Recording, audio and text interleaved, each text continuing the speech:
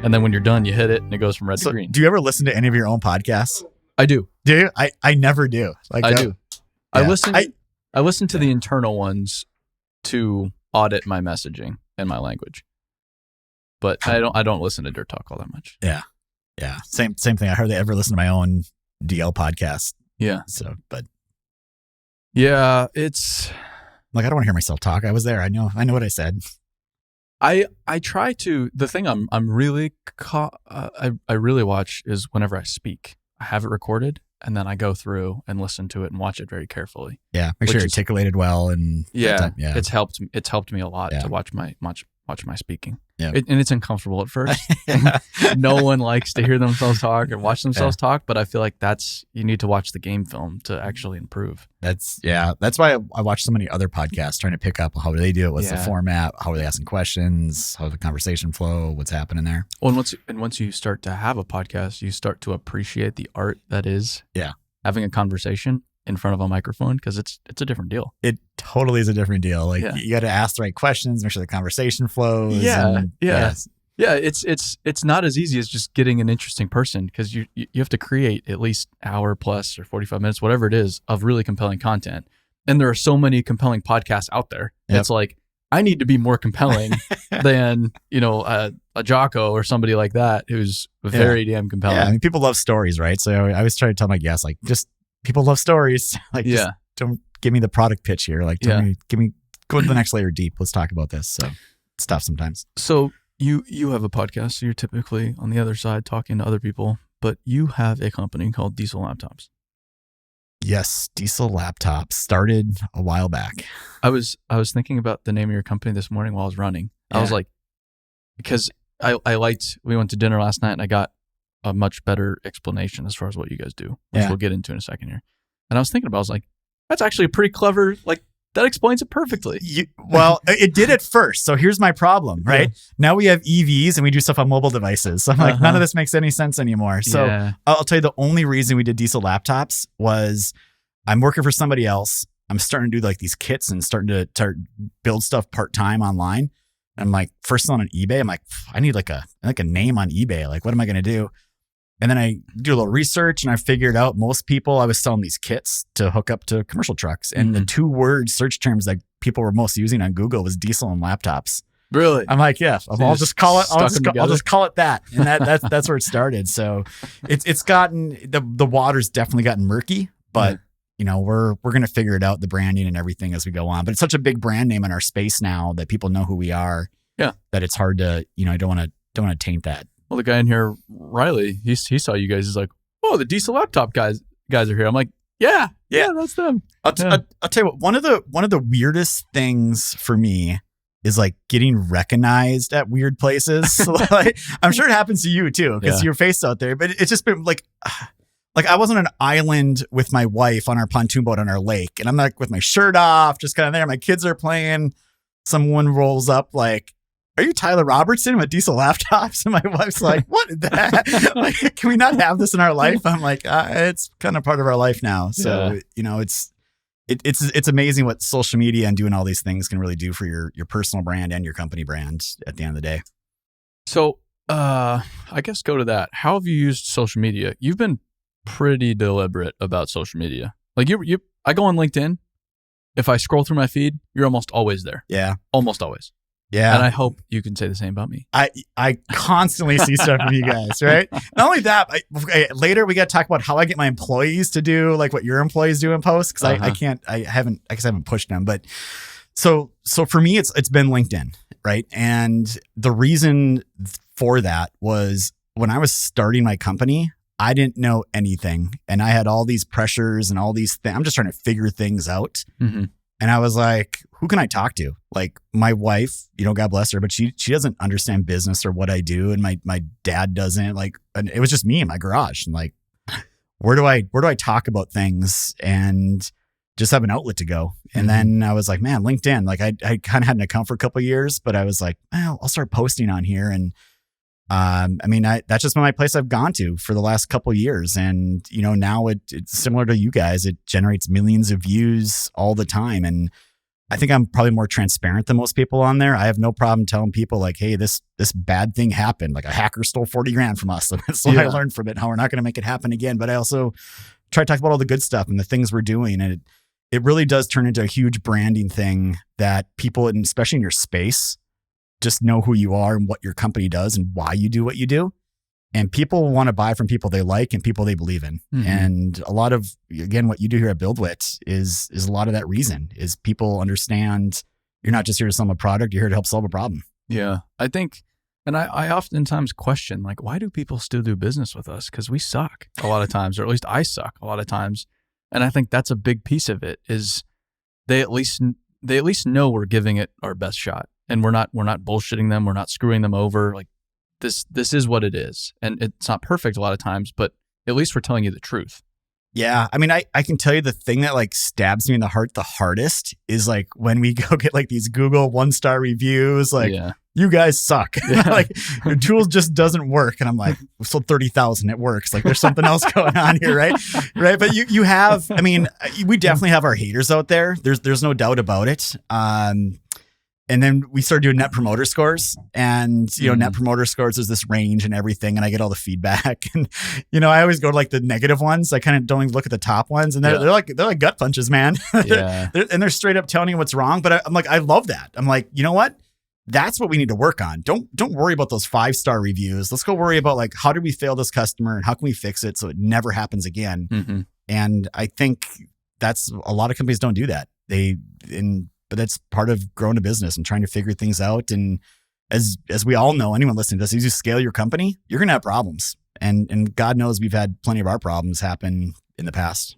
Well, anybody with a compelling career is going to have problems. I think that's one of the key ingredients in a compelling career in life is you have to go into areas you're unprepared for, whatever it is, whether that be business or pushing yourself, getting a doctorate. I don't care what it is, but that's it. Like that's where you grow. That's where you make things special is when you go into places you're wildly unprepared for. Yeah. So 7 years ago when I started this, like it was so easy for me. It was just me, my garage. I talked to every customer. I knew everything going on. And I can tell people now, like here we are 7 years later, over 200 employees, all these things. And some days it really sucks being the CEO. Like I don't want to be dealing with HR issues and accounting and budgets and I hate that stuff. Like I just want to go make cool new products and keep solving problems. And that's been tough for me to have to give up some of those things and do things I don't like. And I know I need to do them. I need to be good at them, which means I got to put the effort in. I got to practice them. I got to train and do all these and learn new skills. Like I'm a totally different person in my business today than I was 7 years ago. Mm-hmm. And that's been a really hard transition as a CEO founder to make as your company grows. And it's hard to give up things. And I've had to do it. And it pains me that I can't do some things I used to do, but I know I'm better off for it as an organization now that I've been able to get there. Talk about the original kit. What was the original product? What was the original problem? Yeah. So the original problem was trucks. Through the years, the EPA got involved and added a bunch of emission equipment.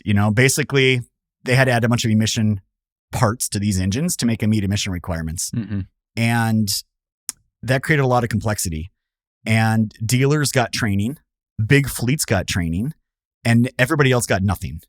So if you owned an independent shop or a small fleet and you got this new EGR valve or DPF filter, there was no training. There was no instruction manual on how to fix or troubleshoot these things. The OEMs hold that really close to the chest. So the original problem everybody had was, and everything got computerized. So it was, I need a tool to hook up to this truck and I need to be able to know what the codes are, how to fix it, what's going on here. And it sounds like a simple thing at first, but nobody had that.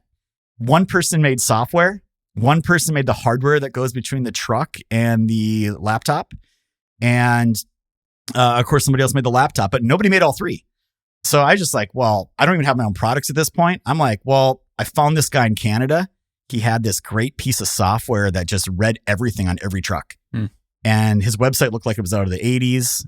Don, bless his heart, he still works with us. But I was like, Don, can I just take your software program, preload it on a laptop, and I'll make the hardware all installed. I'll configure the Bluetooth, the firmware. Like it'll be ready to go out of the box. I'll sell a kit. My guy's like, I don't think it'll work, but give it a shot. And I bought all the pieces, marked it up like $400, threw it on eBay, and it sold the next day. Really? And I was like, huh. So your first product was on eBay? Oh, I started on eBay. Yeah. Yeah, I started on eBay. I didn't have a website. I had nothing. I was like, I think this can maybe help people. And then I took that money and I bought another kit. And then I put it on eBay and I marked the price up another $400 and it sold again right away. Like, well, son of a gun. So now I've sold 2 kits. I've got a couple $1,000 in my pocket, and I'm just like, well, I'm going to build 2 kits. I'm going to raise the price again, and they sold. And I've basically, it sounds crazy to tell people that, you know, we'll probably do 75, 80 million in revenue this year, and people are like, well, what'd you start it with? I'm like, I don't know, $1,500 somewhere in that neighborhood. But it's just been rolling up. But that was the original thing, was like, just give people a product that will let them do what they want to do. But it quickly led to a ton of other products as we started to realize people needed more than just a diagnostic tool. Can you explain the codes thing? Because you hear the term codes, and if you're in the industry, you understand that. But yeah, my check engine light came on, right? Like, actually, I was driving here today, and my car's check engine light came on. Perfect. Yeah, perfect. I only drive 6 hours back. No, it's your car. Yeah, so then it is your problem. Yeah, it is my problem. Great. Right. So what people, I guess, need to realize is like, why did my dash light come on? Right. And kind of what's going on there is there's a sensor somewhere on the vehicles have hundreds of sensors now, right? There's a sensor value that changed and hit a certain threshold. And then the ECM, the computer on the truck, goes, oh, we have a problem. And that's how most fault codes work today, is just electrical signals, right? So it's either a value gets above a threshold, or it loses ground, or the voltage changes, or something happens somewhere to cause this problem, and the check engine light comes on. But the problem is, the check engine light comes on, but that doesn't mean anything for a mechanic. They need to figure out what the hell's actually going wrong before they can fix it. Everybody, and that's where you come in. Yeah, everyone needs a tool. At the end of the day, we always say this, whether they buy from us today or tomorrow, like, look, everyone needs a tool now. That you cannot work on today's commercial trucks, off-highway equipment without marine tool. We sell marine tools. We sell over $1 million in marine tools. You can't do these things and diagnose and take care of equipment without the right diagnostic tool to do that. But what we learned really quick was, you just handing someone a diagnostic tool doesn't help. So like, Aaron, if I just handed you a diagnostic tool and go, hey, that cat dozer's got a check engine light, you're going to be like, okay, what do I do if I can even hook it up right? Yeah, I wouldn't even know to hook it up. Yeah, where do I hook it up? Well, we had to build that. So we actually had to build a library of videos and pictures and show people, like, this cable plugs in under the driver's armrest, plug it in here, right? So we had to build all that to show people. And then what we figured out is, if you have a tool and you hook up to something and it tells you the code, now what? What do I do with that? Yeah. And that was the problem we ran into right away, 7 years ago when I was doing this, was, well, all we did was solve part of the problem. We didn't give them a solution. We just told them what the code was. Now they need to know how to fix it.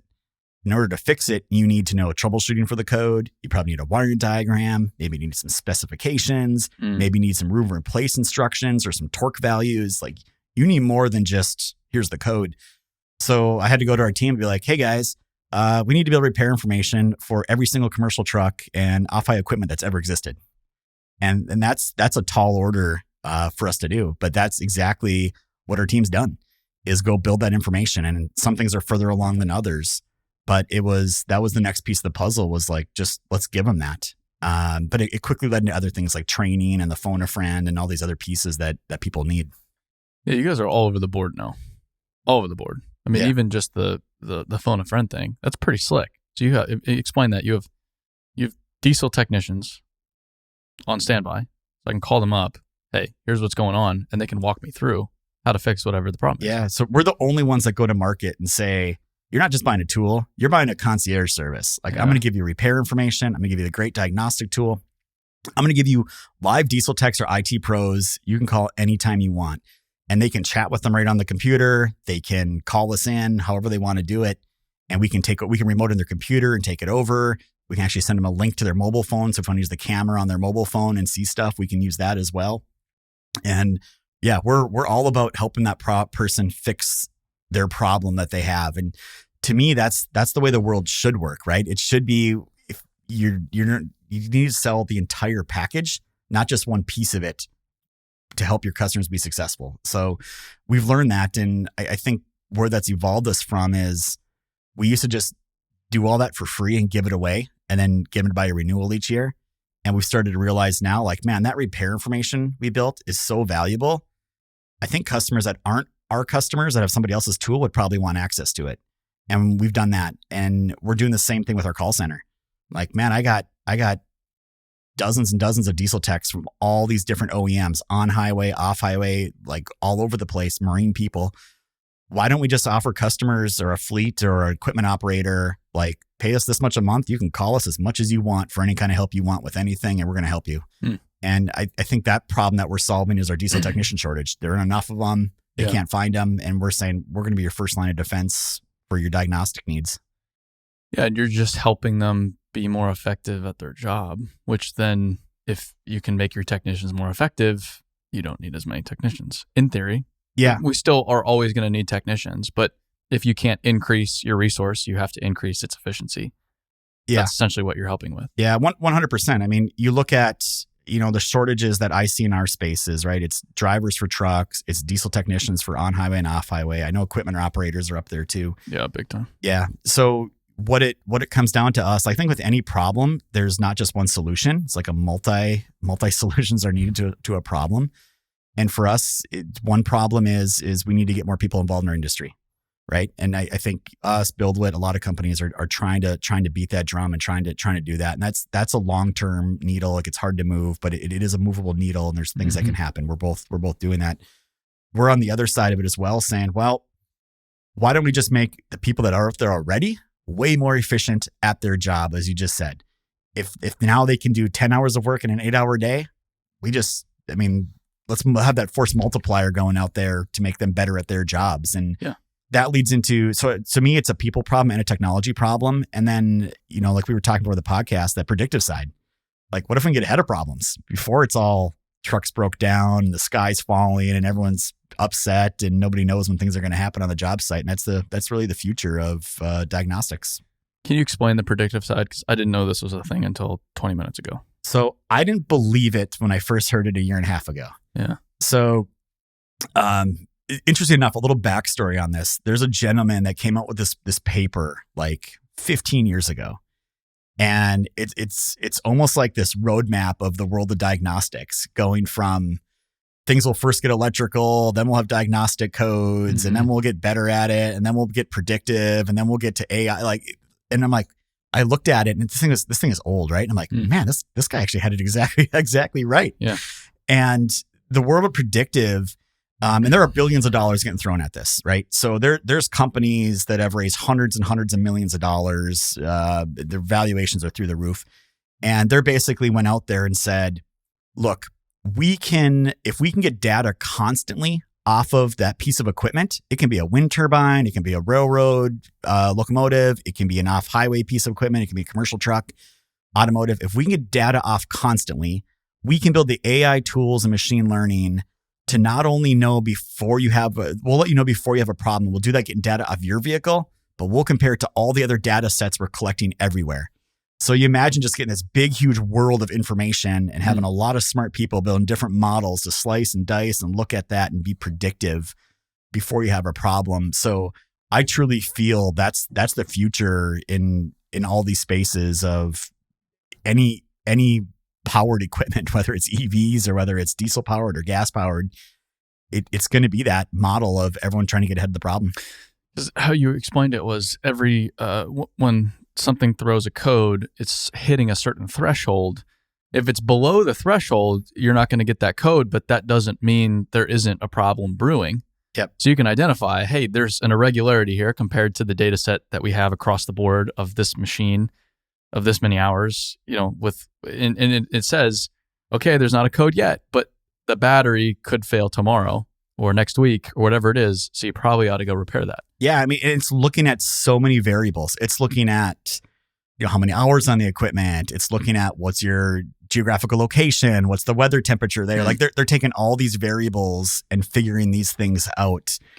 And like I said, I didn't believe it when I first saw it, but I can say now that I've seen it, like it really is predictive. I mean, it's it's in the infancy of technology. Yeah. But I can see where it's going and the impact it'll have on a lot of things. So yeah it's a big deal.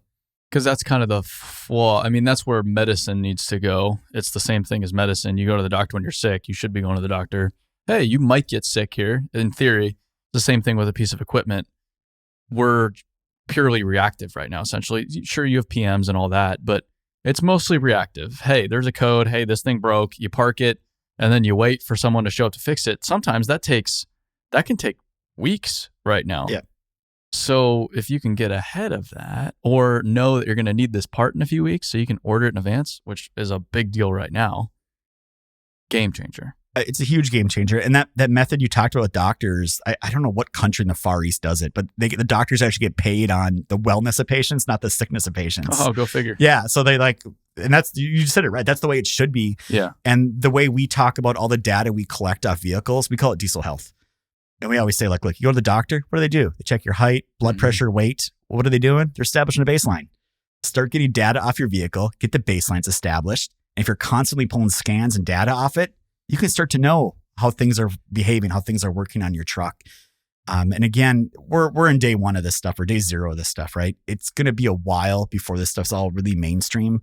But you're starting to see bigger companies like Pepsi just signed a big deal with somebody saying, yep, we demoed it. It worked. They caught a couple overhauls before it needed it on our equipment. We're sold. So I see that technology coming very, very fast once all the kinks are worked out of the system on it. Why are the OEMs a little annoyed with what you guys do? Yeah. I get plenty of love letters from OEM attorneys, from lawyers. Yeah. I've always wanted a really good cease and desist letter because I would frame it and put it on the wall. So I've got a couple, and the last one I got, the same company had sent me one like 3 times. I go, look, guys, like the next one you send, I'm taking a picture of this, putting it on social media, and framing it up in my front lobby because this is total BS. like I'm just done with this, and they have not sent one back since. Right? Go figure. So we've talked about the same thing. Like, let's just start hanging these things. So it's been a little bit now since we've gotten one. But because here's the thing, you're an OEM, you manufacture equipment, and you sell that equipment. And then your revenue stream's done, right? But now you get your dealerships that are out there servicing it all. Yeah. And you don't make any money when that dealership does labor. You do make money when they need parts and they can put parts in that truck. So you get your reoccurring revenue, right? Through that method. Where we step in is, and what OEMs do, like John Deere's a great example. John Deere says, nobody can have our diagnostic software or tools. They have to come to us. And they have all their reasons. I think they're BS, but they have all their reasons to say why they have to do that. And that sucks for the user. So can you imagine owning a car and being like, the only place I can bring it back is the Ford dealership? Yeah. Like nobody wants that. Yeah. Right. And that's what the off-highway world's done to a large degree. And they've made their software not available. And there's people that have bootlegged and pirated it. But even if you do, you need to buy like their $2,000 piece of hardware from each manufacturer to make it work. It's not effective. And we've come out and said, hey, look, Mr. Customer, what if I gave you one piece of software? It can hook up to every piece of machinery, truck, automotive, marine, crane, generator, water pump, anything. And it's one software program. It'll hook up to everything, no required annual fees, and you can diagnose anything you want.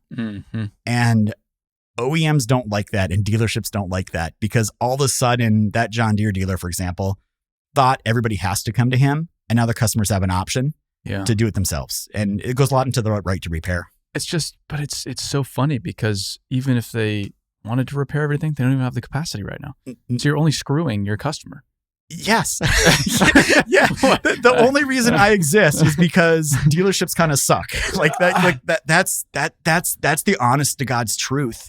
Is if they were taking care of all their customers and getting them in and out, and customers loved going to the dealership, they wouldn't need aftermarket diagnostic tools. Independent shops wouldn't even need to exist. Yeah. And they just don't have the infrastructure. They were built to fix diesel engines and heavy equipment. But this whole emissions thing, it's been a long time coming, but also I feel like it's snuck up on everybody at the same time. Yeah. And the capacity and even just the knowledge to actually care for these machines, I feel like is lacking in a lot of situations. Oh, I mean, there's... Okay, so like I've been around, my dad owns off-highway equipment. He owns a couple gravel pits. I've been around commercial trucks a long time. I've been on sites.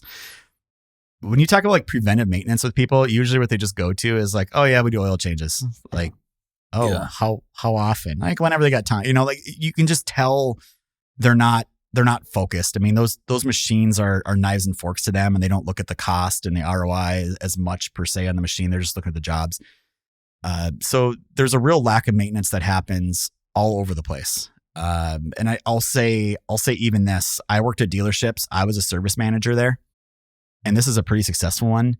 We were very rarely telling a customer like, oh, by the way, did you know you were due for this thing? Like we would very rarely do that because like you said, I had 2 weeks of work outside. Like I don't got time to go tell a customer he needs to do his transmission oil change. Like whatever, he'll figure it out. Like it just wasn't even on our radar because so much business is being thrown at us.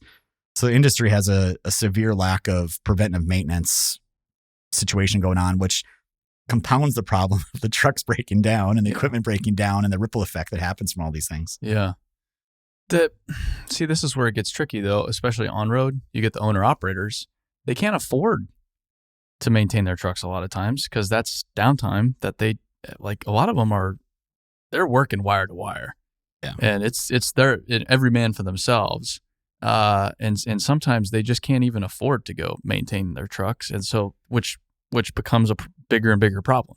Yeah. Yeah. I mean, an independent driver paying $150 an hour to a shop and going to a dealer and paying overhauls are 20, 30, 40 grand. Like what owner operator has got that much cash sitting around to be able to do something like that? Sure. Probably not many of them. No. If we had to guess. Right.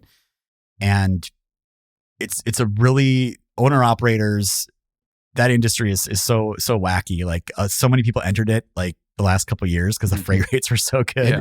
Yeah. And so many now are just like, forget it. I'm going back to driving for somebody else and abandoning truck. I mean, this is the whiplash I've seen in that industry since I've been around it since the early 2000s. It just is like this.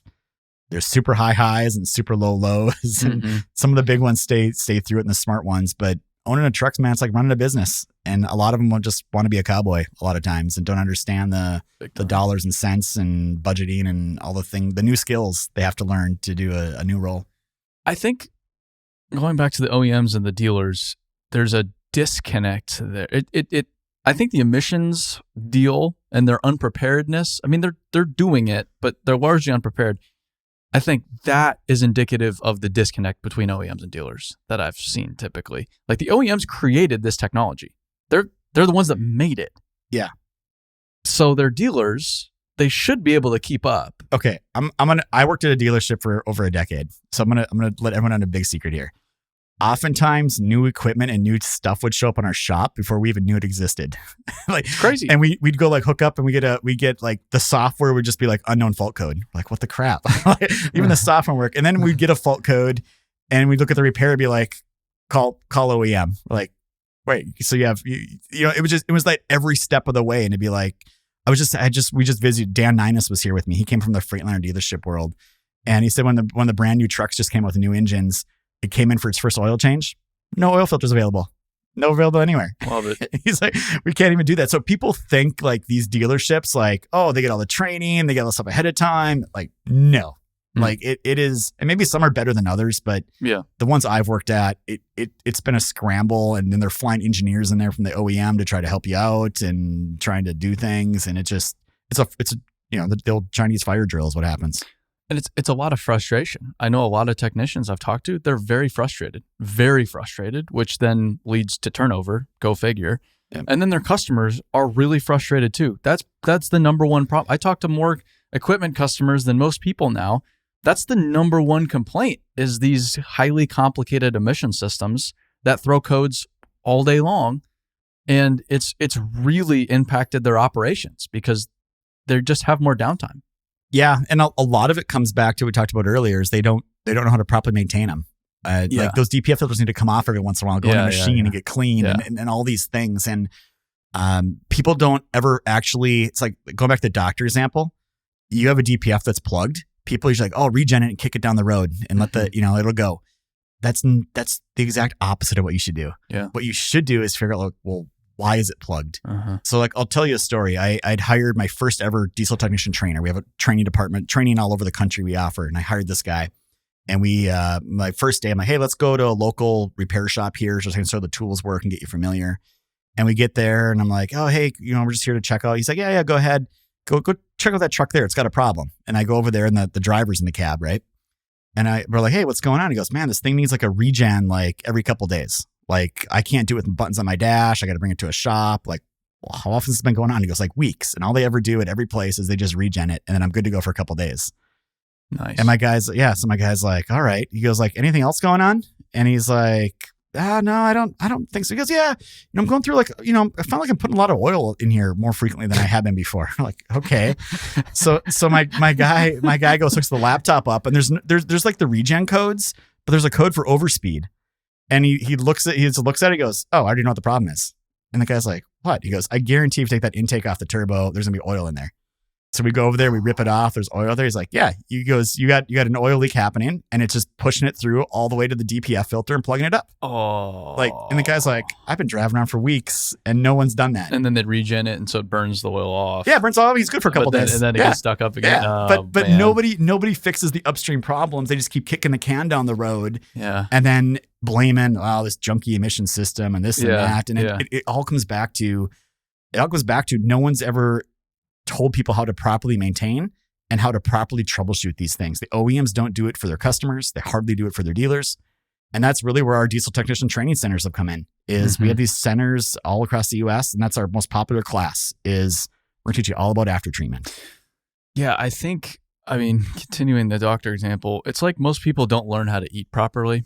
So then they end up unhealthy as a result. Yeah. Like I ran past it was a bread truck the other day, and it was like healthy bread or something, like all about this bread and how healthy it is. And I'm sitting there, I'm like, that's a lie. Like bread is not healthy. Like, I don't know. I don't care how you slice it. No pun intended. Like that is not, but people believe that because they've never been taught that. Whereas everybody, well, it's heavy equipment, it's truck. You can just beat the hell out of it because historically you have been able to, but now they're a lot more delicate. There's a lot more technology on there, which does make it run more efficiently. It's not just about emissions. They sip a lot less fuel if they're taken care of. Which is good for everybody, but they still approach it with, it's a piece of heavy equipment, so I can beat the hell out of it. Yeah. And I think there's a lot of people too that just, when something new comes out, they kind of are like, man, what is this thing? Like they're kind of not wanting to learn or not wanting to get into it. And it's a complicated thing. And I get it. It's tough to figure out something new on your own. Like it's really tough to do. And it's everything you're saying 100% about just, if you're going to own that equipment, I mean, you got a $200,000, $500,000, $1 million machine.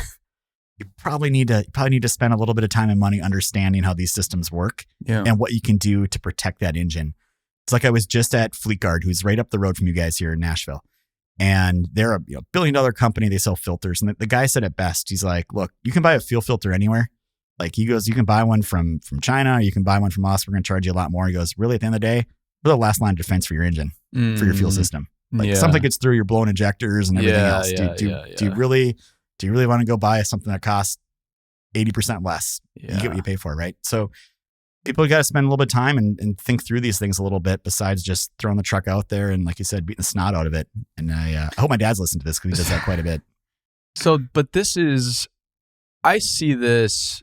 So it's reality nonetheless. Like the emissions thing is not going away. It is very much here to stay. And I don't fully subscribe to, it was just the government. Like I look at all the OEMs, I'm like, you guys are making way too much money here to just be like, it was just the government. We're just doing what we're told here. Yeah. I don't buy that one bit. Anyway, it's here to stay, and equipment is getting more and more technical, which presents the opportunity for the next generation. Because I think if you can marry mechanical understanding and operational understanding with technological understanding, which this next generation has, you can create something really special, and you can outperform just about anybody at that rate. So that's a huge opportunity for any young person. Oh, it's a huge opportunity. So I always tell people, like, look, if your son or daughter is interested in this field at all, I can tell you something with absolute certainty.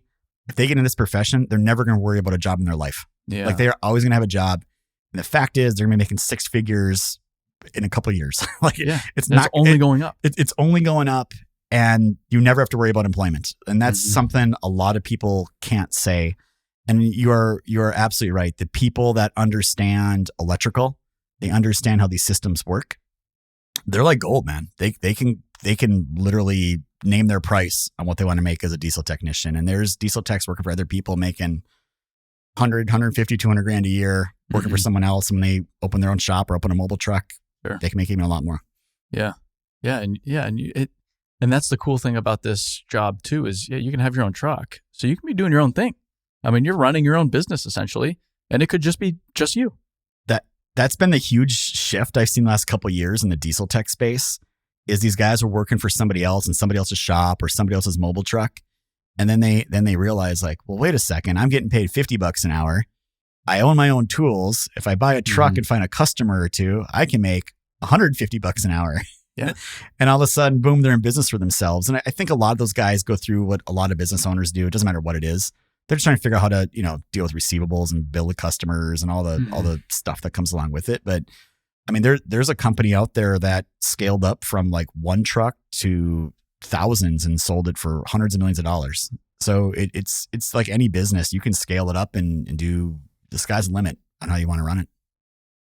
What's the future of trucking? You're pretty close to trucking, and I'm so curious about it because automation, but you don't see it slowing down anytime soon. Automation's not coming out anytime soon. Yeah. Like, what's the future of trucking? Yeah, the two that we always talk about are robots driving trucks. Yeah. And then we talk about EVs. Right? Yeah. So, yeah. Oh, yeah. Those are those are the two big ones. And yeah. I can tell the audience listening.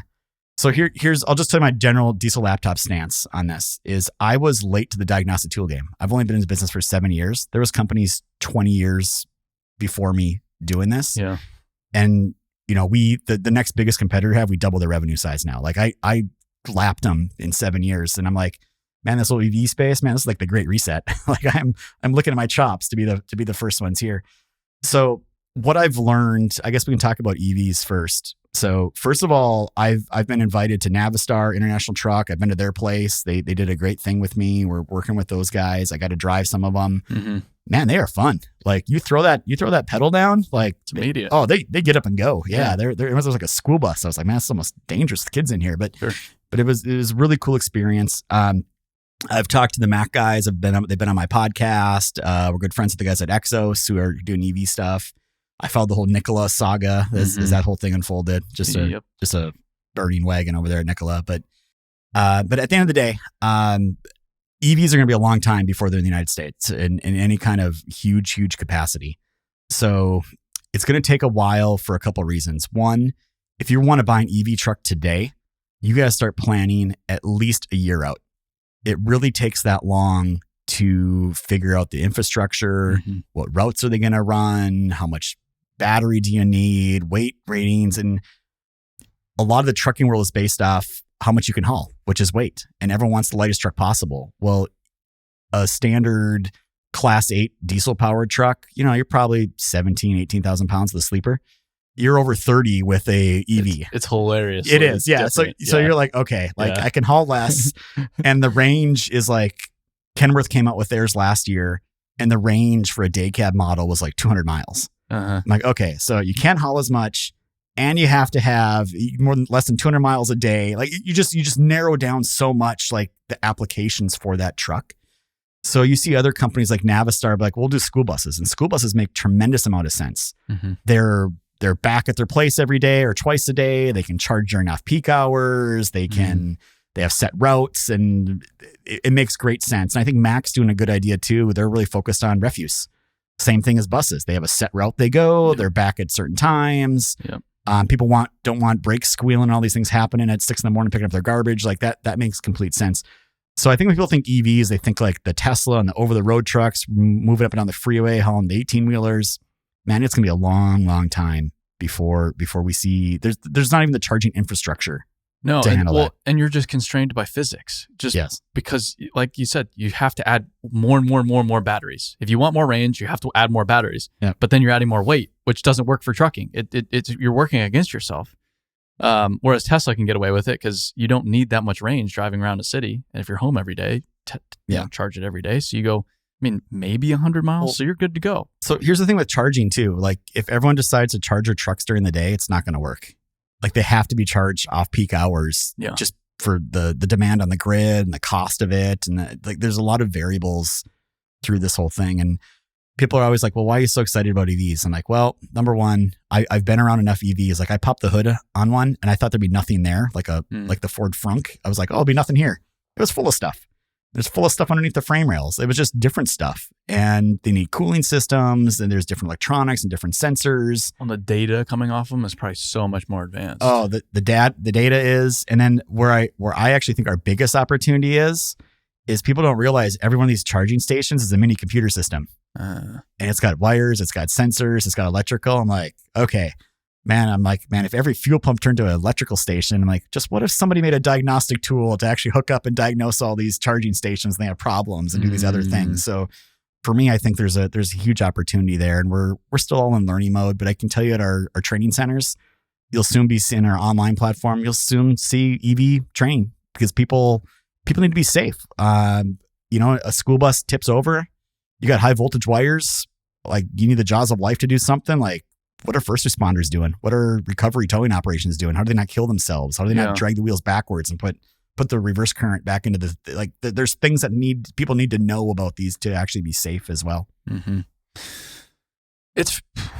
Even the Ford Lightning, it's like, oh, it's a pretty cool truck. And you're like, oh, the range, like 300 miles or something. Wow, it's pretty good. And then it was hilarious when it showed it towing the range. And it's just like, almost nothing.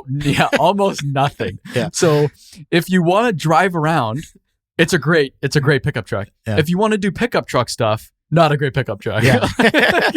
Diesel is still your best bet. Then I read they're like, well, 90% of people don't use the box anyway, or so there was some excuse. I'm like, whatever. Like it just has so far to go. Yeah. And but it gets so much media attention from everybody that people think like there's a million EVs driving around, and maybe there are a million now. I don't even know how many there are, but it's going to take a long time for all this to sort itself out. And it goes back to everything from the grid to the different charging cables to the stations and where they're at. And there's just so much there to unpack in the whole EV world. And I'm starting to see some of the off-highway equipment guys do it too, right? I think I saw was it John Deere or somebody came out with a farm tractor that's EV. Yeah. There's some niche applications for electric equipment. I'm all for it, like especially when you're doing demo inside, for example. Yeah. Or working in a mining, underground mining. If you can eliminate diesel fumes, that's a game changer.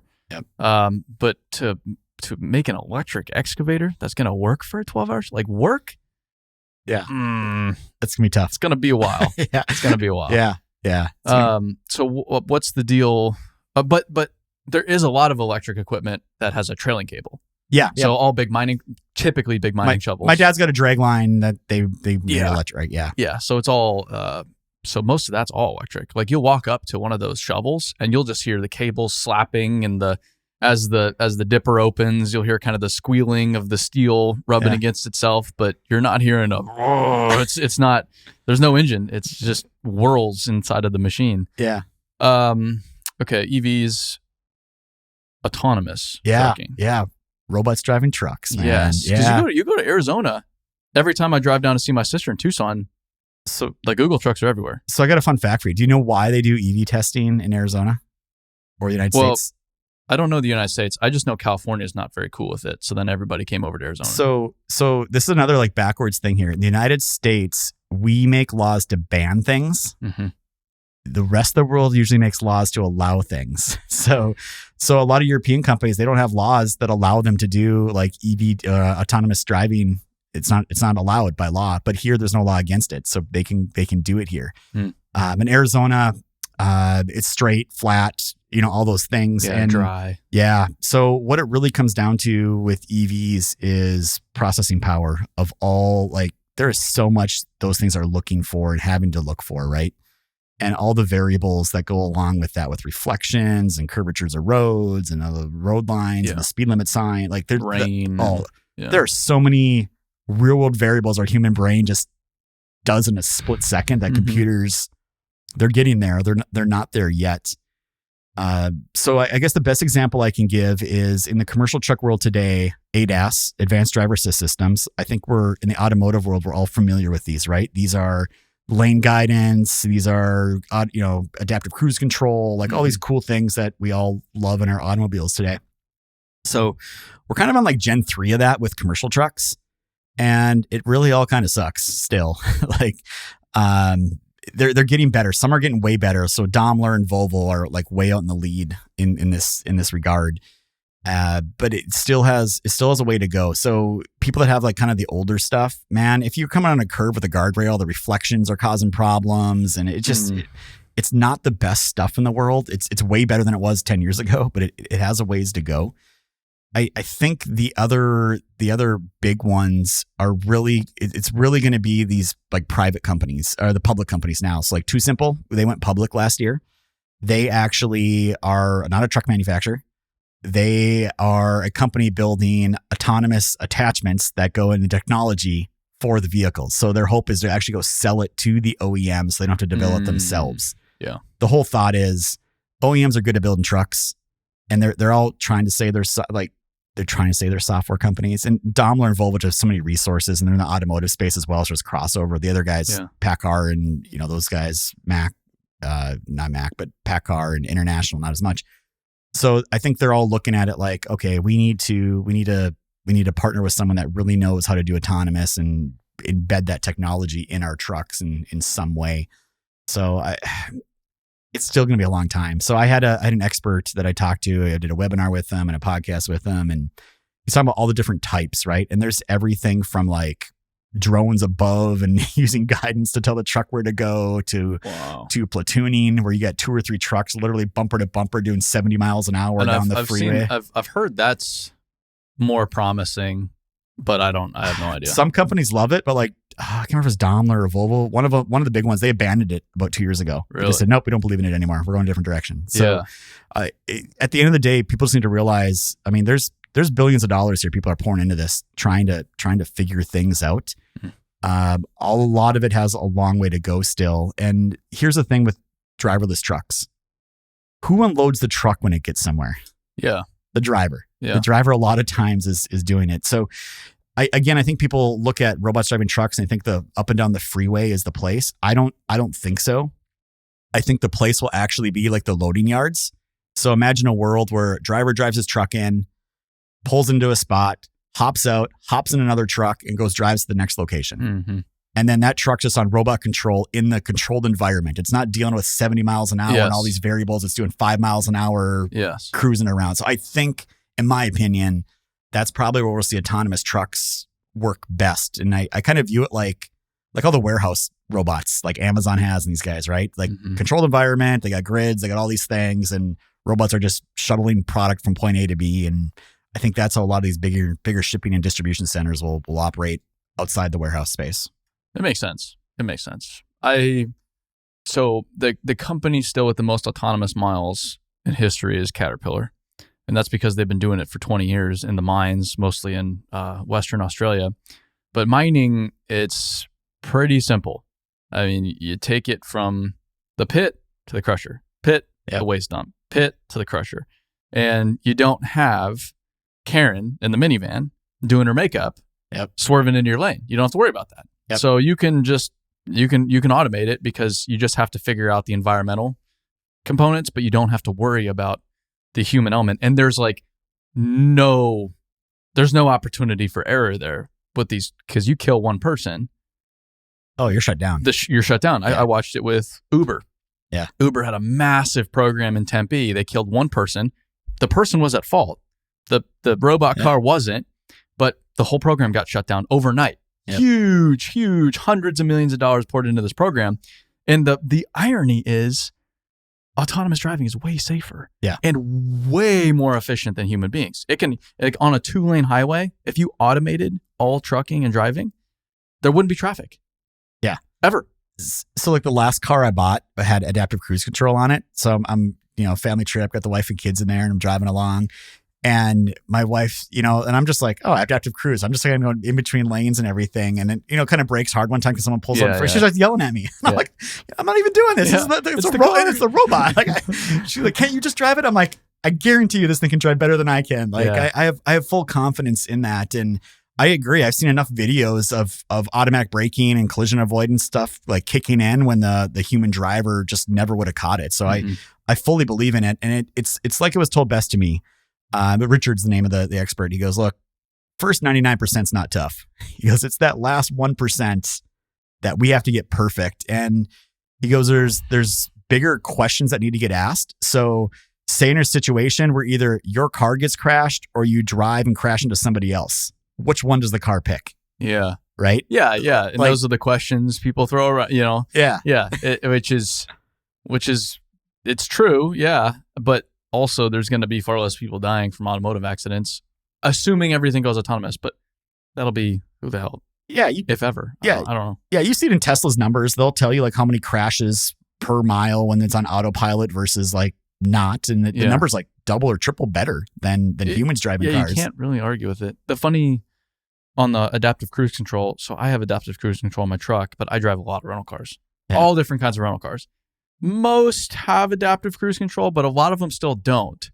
And so I'll get into a car without adaptive cruise control. I'll put it on cruise control. I'll be driving in the interstate and I get closer and closer to the car in front of me. I'm like, it should be stopping now. It should be stopping. And I look down like, oh, it doesn't have adaptive cruise control. Holy smokes. And then I have to hit the brake. I'm like, okay. It kind of pisses you off once you're used to using adaptive cruise control. It makes driving interstate driving, it makes it so much better. Oh, I once I had it, and then I actually had an old Camry, and someone pulled in front of me, so it got wrecked, and I bought a newer GMC pickup truck, and I thought it had like all the adaptive cruise control. It was a used one, right? I thought it had all that stuff because I bought it off online, and nope, none of that stuff. And bummer. I'm still upset about it like a year later. So maybe we'll trade them for these new EV trucks coming out. It's funny. You're less exhausted if you drive a long ways without or with adaptive cruise controls because you just don't have to think as much. And all that technology is coming into commercial truck. It's coming into off-highway equipment. I mean, I've seen plenty of videos of people in farm tractors just sitting there reading a newspaper or fiddling on their phone because it's on autopilot, just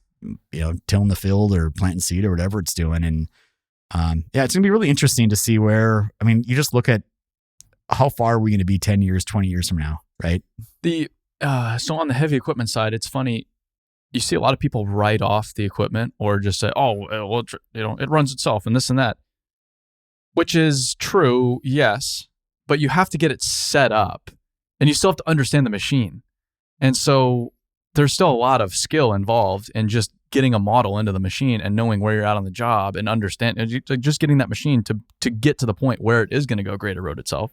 And it's still not really grading a road itself. It's still not quite there. You do need to know what the hell's going on. I mean, if it is like a straight pad, okay, then there's nothing to worry about. Yeah. But otherwise, and that's very rarely the case, there's still a lot going on and it's just a different skill set. But they kind of use that as like just a way to kind of write off people that use it. I'm like, I don't know. I've seen people be way more effective with that. Marry their, again, like I said, their operational mechanical know-how with the technology. That's the sweet spot. Yeah. What about remote control stuff? Have you seen many operations using the remote control stuff, or is it still kind of a gimmicky thing? So it's for specific applications.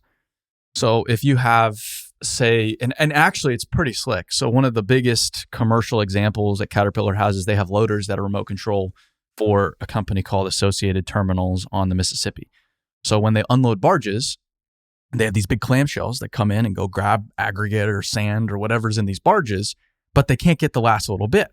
So they'll have to lower a loader into the barge to clean out the corners and get all the material out of there.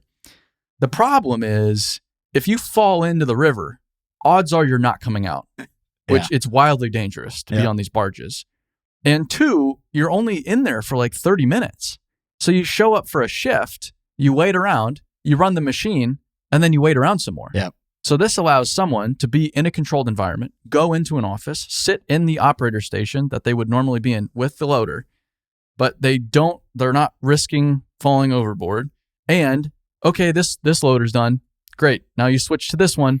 Now you switch to this one. And so your efficiency is through the roof. Yep. So not only is it a safety factor, but it's just more efficient because now you can hop around and get better utilization out of your operator. Yeah. I mean, it sounds like a lot of what we've been talking with EVs and driverless trucks. It's situational where things are going to make the most sense for people to use that technology and make sure it's a benefit for them. And that's another thing that people dismiss. There's a lot of safety examples, but one of my favorite examples as well was there was a mining operation that was ripping rock with dozers.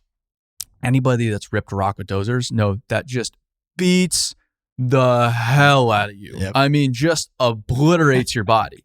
Obliterates you with just one shift. And people do it for years and years and years. So instead, you can do that in a remote setting. Yep. So you can run the machine and you're not feeling the machine, but you probably don't want to be feeling it in that situation. And you can still do the job, arguably nearly as effectively without destroying your body in the process. To me, that sounds like a better proposition. But again, what do I know? Yeah. I just talk shit for a living. Yeah. Same here, right? Yeah. But I was just curious because, I know you guys have an operator shortage going on and you see these driverless things and RC things and all these things, but it sounds like it's not the solution to solving that problem. It's a solution to the problem. I've I've met with the guys, doing the autonomous equipment. Built Robotics is arguably my favorite group doing this. And they've admitted that we're only after right now the very repetitive tasks. So say we're on a wind farm and we need to go dig 7 miles of trench for cable. Yep. That's a mindless activity. And so if we can automate that and allow the robot to dig 24/7 and then take the operator that would be in that mindless situation and apply them in an area that suits their skill a lot better, that needs a human being, not only is the operation more efficient, but that operator gets paid more. Yeah. You're making operators more valuable. You're not actually replacing. You're not taking jobs, which is the misconception. So it's a win-win. The company wins and the operator becomes more valuable. Yeah. I mean, it's great, all this new technologies out there, right? And I think it sounds like what I'm hearing from you, and I've shared too, it's like some of the stuff's just so early and people are figuring it out.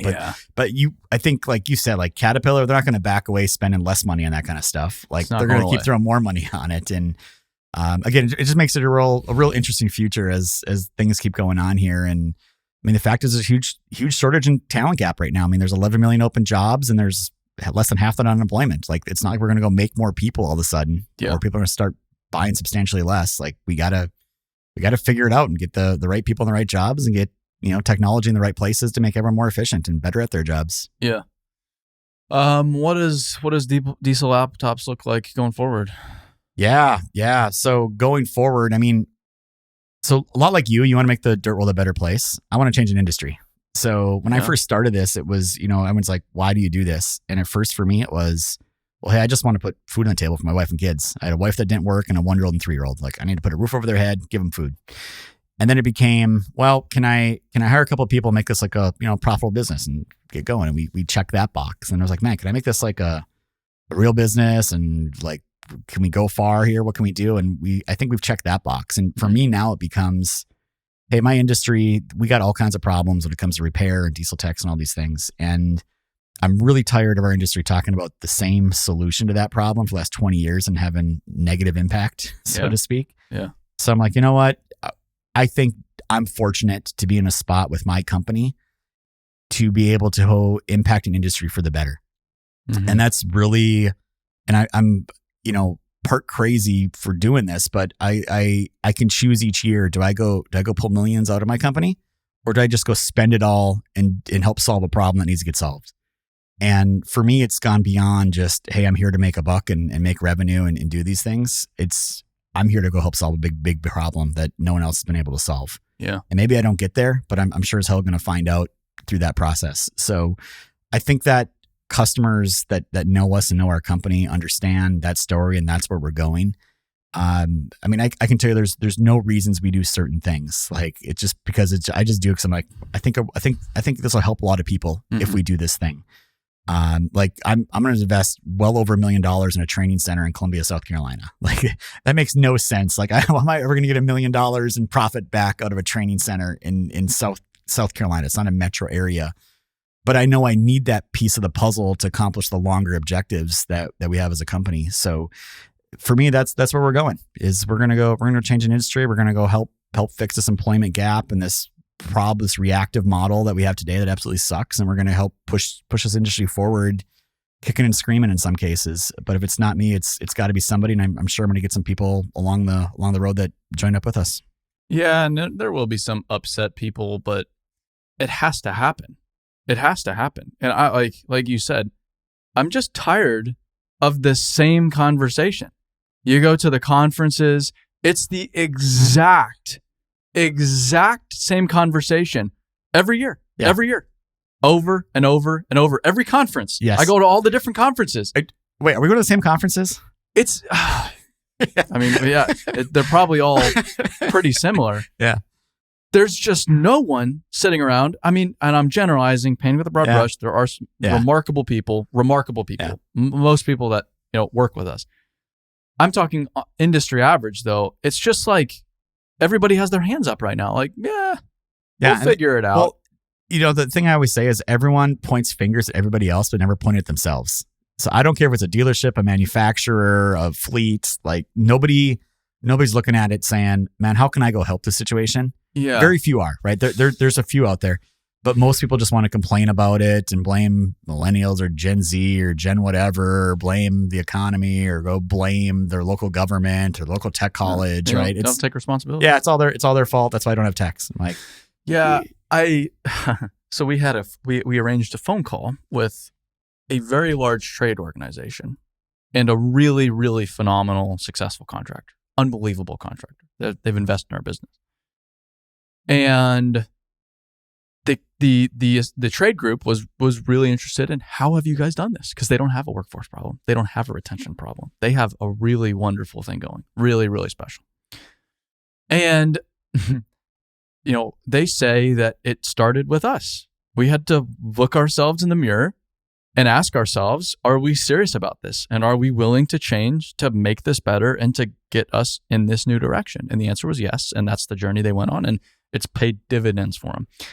But the people at the trade group, they seemed a little disappointed to hear that. Yeah. Because I think they were looking for, something real nice and easy that they could just put on a beautiful little platter and serve it up to their members. But that's not the answer. The answer is no. It started with me as an executive, as a leader. I needed to change as an individual. We needed to care more. It was all about human beings and caring and loving their people and investing in their people and really creating a remarkable place to work for, which then attracted more people to their business. Go figure. Yeah. But you can't tie that up in a nice little compact package and go sell it to people. No, it's hard to do. I'll tell you like an example from my industry, right? So this is one of the biggest trucking association for maintenance in the United States. And they get a new leader, new chairman, whatever they're called, every couple of years, right? So you elect someone. And this person comes in and says, I have a solution to solving the diesel technician shortage. And they're like, oh, okay. And we've been talking about this for 20 years in our space. Like, we're going to make a video game. Like, I always hear the video game like, thing. Okay. I'm like, yes. And I heard this and I was like, man, if video games worked, we'd have a bunch of Rambos running around here with, the first person shooters. Like, okay. Yeah. I'm like, okay, like, first of all, so they did it and they got millions of dollars of like, people, oh yeah, this is great. Here's money. Make sure my brand's in the game, blah, blah, blah. Sure. And last I looked, that game had been out. When I looked last, it had been out for like a year and a half or 2 years. And you can go like see like how many installs like apps have had. Yeah. Less than 1,000. I'm like, okay. Yeah. I went and downloaded it. I'm like, oh, if you guys are gonna make a game, at least make it fun and make it work. Like it didn't even work but it had branding all over from all the sponsors and everything. Well, I'm like, this was doomed from the start. Like we realized this over the past few months, the flaw to a lot of these workforce development initiatives, these video games, they come at it from their perspective, from their generation's point of view, what they would have wanted as an 18-year-old, as a 14-year-old, whatever it is. But that's not it. That's so far from reality now that they need to go, I mean, look, like, okay, great. So you're going to give a 13-year-old video game that you can either fix a truck or go murder zombies. Yeah, or go play Minecraft. Like, dude, I'm going to go murder zombies every day of the week. Are you kidding me? When they announced that, and they got so much like praise and mainstream media attention. I'm just sitting there like, this is the biggest joke that I've yet to see here. Yeah. But it just frustrates me to see how our industry operates in that manner. And I'm just, so I'm like, you know what? I'm going to go try to do what I can do about it. And that's at least I'll go down swinging if it doesn't work out. But I think we have an opportunity to really do a lot of good for people out there. A lot of good, but no video games. God, no. God. I guarantee you I got a 9-year-old and 11-year-old. They're not playing a game about fixing trucks. Yeah. Right? Yeah. It is not The Sims, or it's not Minecraft. It's not Roblox. It's not Call of Duty, right? Like it's not fun. Well, Tyler, I've enjoyed this conversation. Yeah, I have too. I mean, hey, first of all, thank you for like inviting us down here. It's been great to get to know you guys and learning everything you got going on over at Buildwood. I obviously follow you guys a lot on social media, but it's been a pleasure to see everything in person and come on Dirt Talk. So appreciate it. Hopefully you're not too disappointed. not disappointed at all. By the way, if people have never seen this place, like absolutely amazing the job you did building the office here in the headquarters. It's really impressive. I appreciate it. I'm embarrassed if you ever come to South Carolina to come visit, but I'll give you a tour anyway.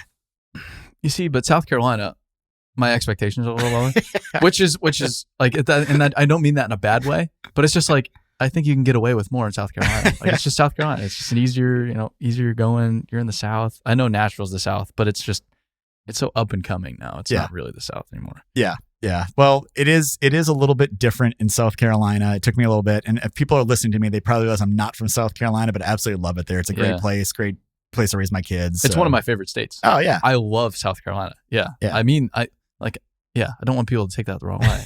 I could not be more. I think it's one of the most underrated states in the union. It definitely is. It's fast growing down there. So it's a good place to raise a family and grow a business and all those things. Super. So people can follow you guys on LinkedIn and. Yeah. I mean, I love LinkedIn. That's really the place I go personally. So Tyler Robertson, I'm on there, but Diesel Laptops on the social media channels, doing all the things we can do and trying to grow a brand, grow a business, and change an industry. What's the podcast? Yeah, it's called The DL. The DL. The DL. Okay. Yeah. Super. So, all right, Tom. Well, thanks for stopping by. No problem, man. Thank you very much. Appreciate it.